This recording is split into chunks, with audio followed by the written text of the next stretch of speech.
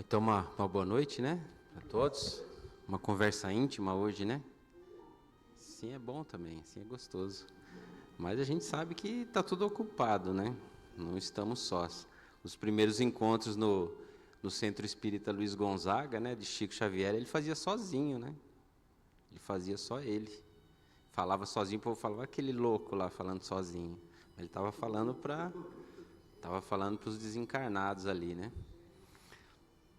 Então a gente, para iniciar, sempre pede aí o amparo daqueles que nos guiam, que nos conduzem, para que as palavras hoje elas sigam os propósitos, né, que eles estabeleceram para todos nós em mais essa noite.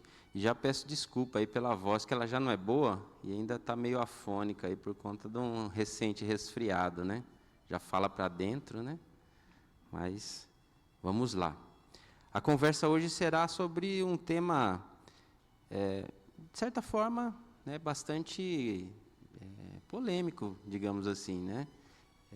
É um trecho do Evangelho de Lucas em que a gente vai ver Jesus, né, falar sobre os mortos enterrarem os mortos, né?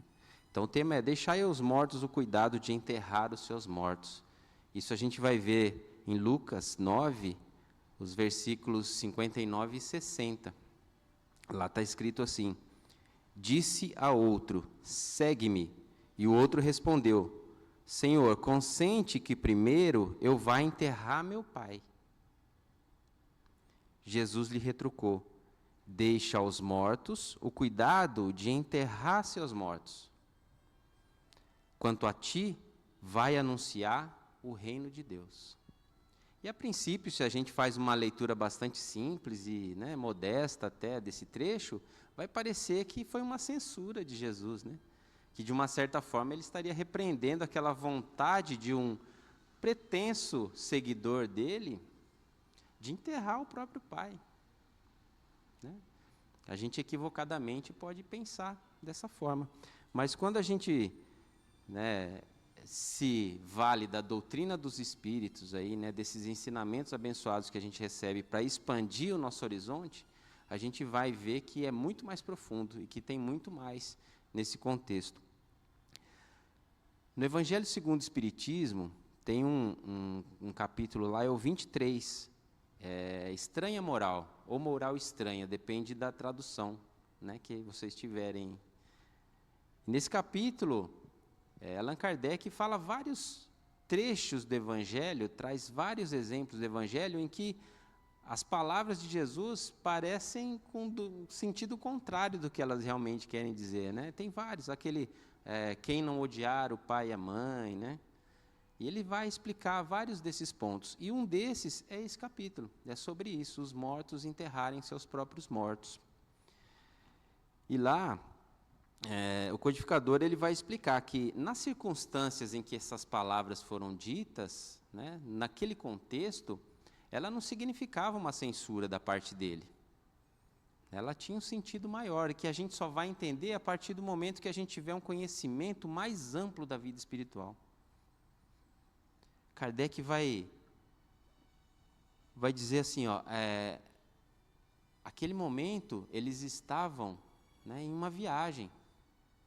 E quando a gente lê o trecho inteiro do Evangelho a esse respeito, a gente vai ver que ali Jesus e um grupo de pessoas estavam em uma viagem, caminhando, peregrinando. Ali, vários desses que o acompanhavam diziam para ele assim, eu quero te seguir, eu quero ser seu apóstolo, eu quero ser seu seguidor. E a cada um desses, ele respondia de uma forma um pouco mais direta, né, e respondia, sempre apontando as exigências, né, as dificuldades dessa vocação apostólica. E esse foi um dos casos. Então, Kardec fala assim, o sentido é muito mais profundo e somente o conhecimento mais completo da vida espiritual será possível tornar perceptível. E olha como ele termina esse trecho. A vida espiritual é a vida verdadeira. A vida encarnada é transitória, passageira, sendo inclusive como se fosse uma espécie de morte. se comparada ao esplendor e à atividade da outra, né, da vida espiritual. Fala assim, olha, você encarnar é como se você morresse, né? Você fica restrito ali, limitado, em comparação com a vida espiritual, né? E ainda nesse capítulo, ele vai falar assim, essa frase que eu acho que esclarece todo esse contexto para a gente, que deixa muito mais claro, né, a intenção desse ensinamento de Jesus. Kardec fala assim, ó, o respeito que aos mortos se consagra não é a matéria que o inspira. Então não é o corpo ali inerte que inspira esse respeito que a gente tem, né, pelo desencarnado. É pela lembrança, o espírito ausente quem o infunde. Então esse respeito que nós temos pelos desencarnados, né, é pelo espírito em verdade, e não por aquela matéria que a gente está depositando no jazigo. Então não será essa matéria grosseira, né, o respeito e a reverência que nós devemos ter, mas ao espírito, né? E ele continua dizendo assim, era isso que aquele homem não podia compreender por si mesmo. Jesus lhe ensina dizendo, não te preocupes com o corpo. Pensa antes no espírito. Vai ensinar o reino de Deus. Vai dizer aos homens que a pátria deles não é a terra, mas o céu, porquanto somente lá transcorre a verdadeira vida. Então, com essas palavras, ele não estava censurando, ele estava dizendo, cuidado, não dê à matéria mais importância do que ela merece. Cuida do espírito. O espírito é o importante, né? A nossa vida espiritual é mais importante. E a gente, agora, há poucos dias, né, passou aí pela data que a gente comemora a Páscoa, né? E a gente não pode esquecer que naquele terceiro dia, né, após o fatídico Calvário, né, Jesus, quando ele se apresenta a Maria de Magdala, ela estava sofrendo luto, né, a separação daquele momento. E ele se apresenta a ela. Quando ele faz isso, ele mata a morte. Ele mostra ali e deixa registrado para todos nós e para sempre, né, no Evangelho, que a morte não existe. Ele mostra ali o que o André Luiz vai falar para a gente, né, no nosso lar. Vai falar, a morte, né, ele vai dizer assim, a vida não cessa, né? A vida é fonte eterna e a morte é o jogo escuro das ilusões. A morte é o jogo escuro das ilusões. E a gente vai aprendendo de fato com o Espiritismo que é um processo, né? É um período transitório que passamos aqui. E a separação faz parte do processo, ela vai acontecer, né? Mas como a gente já disse, né, vamos dar o valor devido, né, a isso. Não há, em nenhum momento aqui, nas palavras, né, de Kardec a respeito desse tema, nenhuma intenção de menosprezar, ou de dizer que não há importância, né, em você prestar a sua homenagem nesse momento de despedida, né? E você fazer o velório, o sepultamento, de forma alguma, ao contrário. O que ele está dizendo é basicamente assim, se você vai prestar a sua homenagem, preste a sua homenagem ao Espírito. Porque muitas vezes a gente esquece do sentimento e acaba dando muita importância ao que pode ser visto, né? Aos preceitos e aos conceitos sociais. De, vamos fazer velórios de dias, vamos fazer festas dignas de reis, né? Quando, na verdade, a oração, ela muitas vezes é deixada de lado, por exemplo, em benefício de quem desencarna. Os sentimentos, eles permanecem. As relações, elas permanecem. A pluralidade das existências, ela vai sempre nos ensinar que os laços de família, eles se estreitam com o tempo, né? Eles ficam mais fortes, porque a gente vai se aproximando, vai deixando as nossas diferenças de lado e vamos nos aproximando. Então o sentimento segue.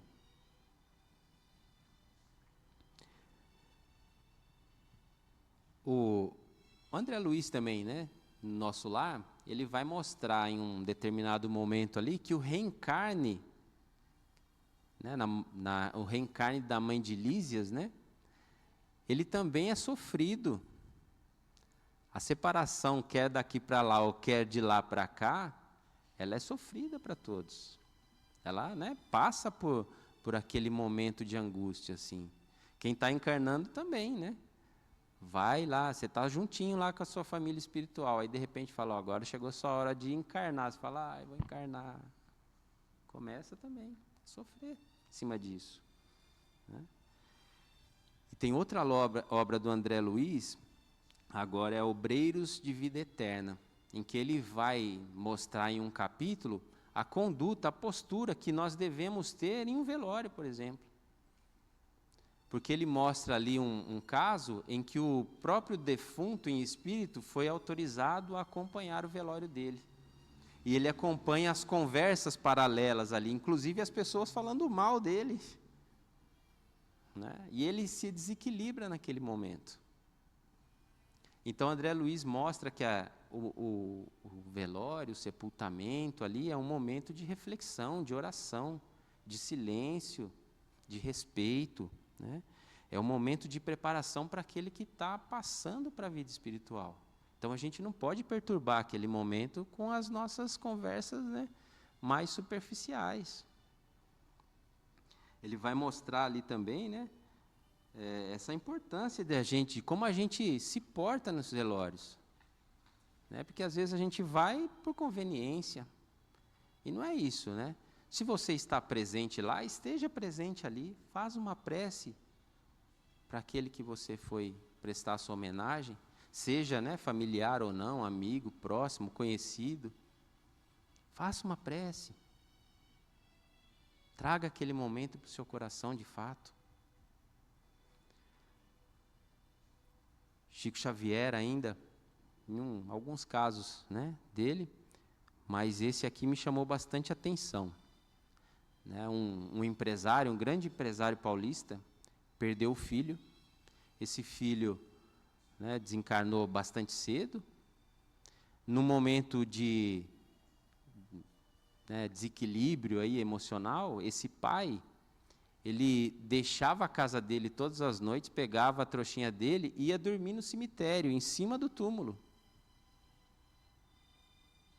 E até o momento que ele foi levado à presença de Chico Xavier, né? Essa família era uma família de judeus. Eles seguiam o judaísmo, mas foi levado até o Chico, foi até, né, Minas, atrás do Chico.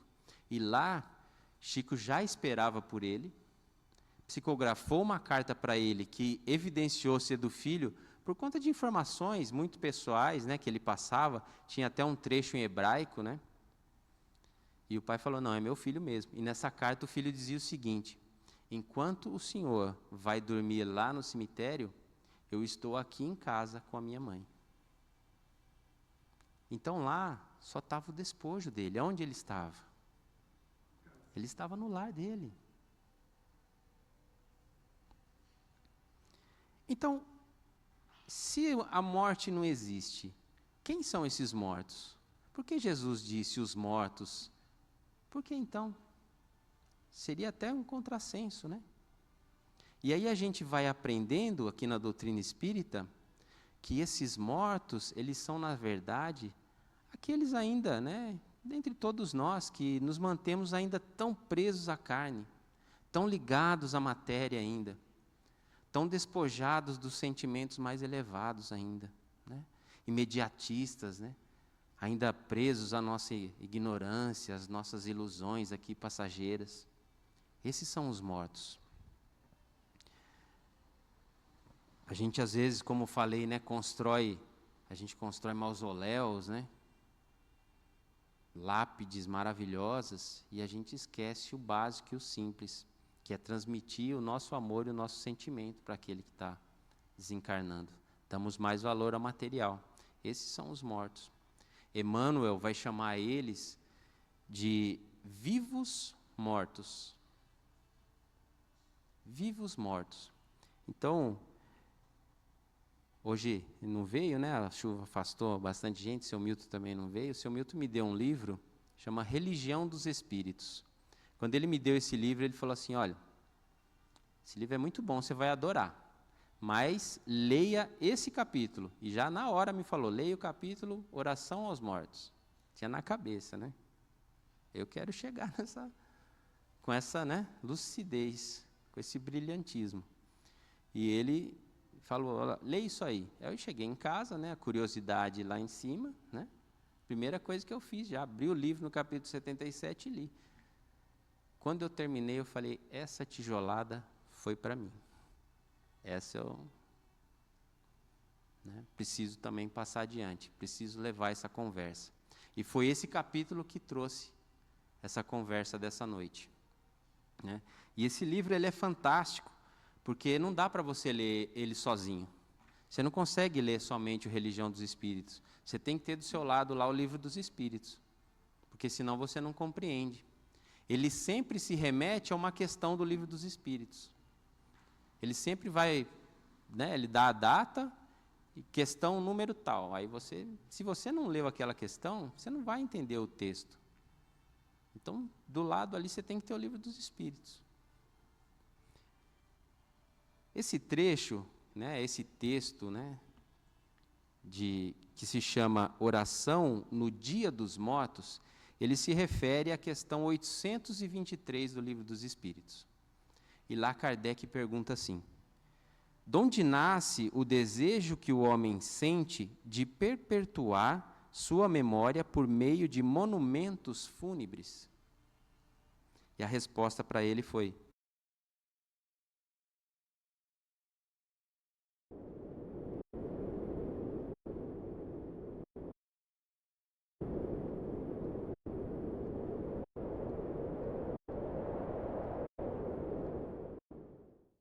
Inicialmente, eu gostaria de cumprimentar, na pessoa do desembargador Estevão Luquez, na pessoa do Roberto Messano, quero cumprimentar a todos os magistrados presentes, bem como a todos os servidores deste Tribunal de Justiça, que nos dão o prazer e alegria da presença hoje nesse encontro. Agradecer também aos nossos irmãos e irmãs de Ideal Espírita, que aqui estão. 823. Emmanuel começa assim, Senhor Jesus, enquanto nossos irmãos na terra se consagram hoje à lembrança dos mortos vivos, então dos desencarnados, né? Mas que ainda em espírito estão vivos, que se desenfaixaram da carne, oramos também pelos vivos mortos, que ainda se ajustam à teia física, pelos que jazem sepultados em palácios silenciosos, fugindo ao trabalho com que cadaveriza pouco a pouco para o sepulcro, pelos que se enrijeceram gradativamente na autoridade convencional, adornando a própria inutilidade com títulos preciosos, à feição de belos epitáfios inúteis, pelos que anestesiaram a consciência no vício, transformando as alegrias desvairadas do mundo em portões escancarados para a longa descida às trevas, pelos que enterraram a própria mente nos cofres da sovinice, enclausurando a existência numa cova de ouro, pelos que paralisaram a circulação do próprio sangue nos excessos da mesa, pelos que se mumificaram no féretro da preguiça, receando as cruzes redentoras e as calúnias honrosas. Honrosas, não horrorosas, né? Honrosas. pelos que se mobilizaram no paraíso doméstico, enquistando-se no egoísmo entorpecente, como desmemoriados, descansando no espaço estreito do esquife. E rogamos-te ainda, Senhor, pelos mortos das penitenciárias, que ouviram as sugestões do crime e clamam agora na dor do arrependimento. Pelos mortos dos hospitais e dos manicômios, que gemem relegados à solidão na noite da enfermidade. Pelos mortos do desânimo, que se renderam na luta às punhaladas da ingratidão. Pelos mortos do desespero, que caíram em suicídio moral por desertores da renúncia e da paciência. Pelos mortos de saudade, que lamentam a falta dos seres pelos quais dariam a própria vida. E por esses outros mortos desconhecidos e pequenos, que são as crianças entregues à via pública, exterminadas na vala do esquecimento. Por todos esses nossos irmãos, não ignoramos que choras também como chorastes na vala de Lázaro. E trazendo igualmente hoje a cada um deles a flor da esperança e o lume da oração, sabemos que teu amor infinito clarear-nos-á o vale da morte, ensinando-nos o caminho da eterna ressurreição. Nossa, aqui não dá uma pedrada na gente? Né? Não sei se vocês tomaram, eu tomei naquela hora. E esse vale das sombras e da morte, então, que ele falou aqui, que a gente ouve no Salmo, né, aquele Salmo belo, o vale das sombras e da morte nada mais é do que as sombras e as trevas da nossa ignorância ainda, da nossa pouca fé.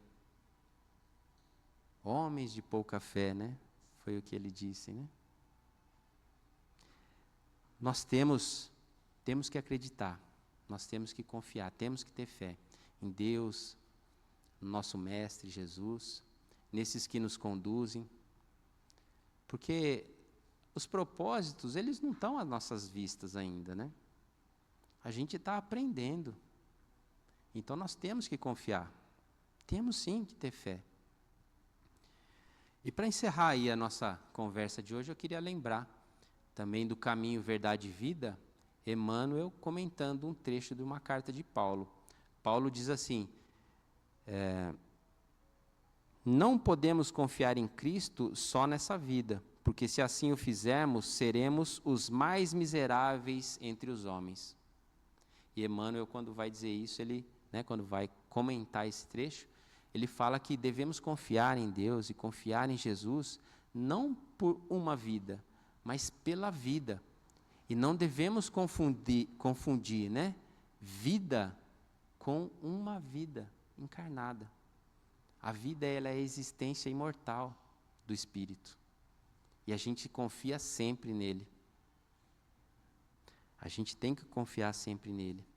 Então, o recado aí que a gente deixa para essa noite, né, não é para a gente não prestar homenagens ou, né, não fazer o velório, o enterro, não é nada disso. Não vou mais em velório agora, não é nada disso, gente.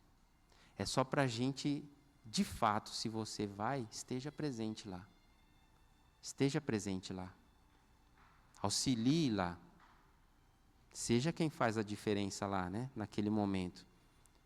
A mensagem é para a gente confiar em Deus, né?